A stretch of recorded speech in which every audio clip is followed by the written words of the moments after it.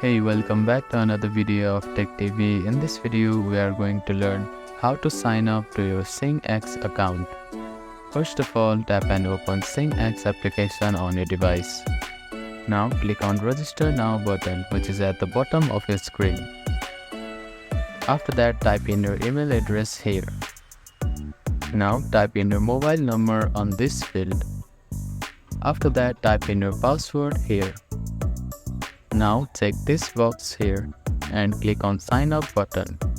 Make sure that your password contains at least one special character, numbers and alphabets.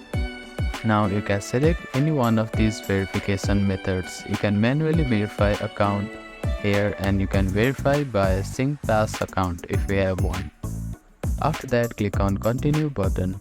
If you are verifying manually, you need to type in your information on this field here. After that, click on Continue button. Now you need to select the verification method again. You can verify by selfie-based verification or e-verification. After choosing one of these, you can click on Continue button. Now you need to add your files here. Simply click on it and select your files. After that, click on Continue button. Now you will get the OTP in your registered phone number.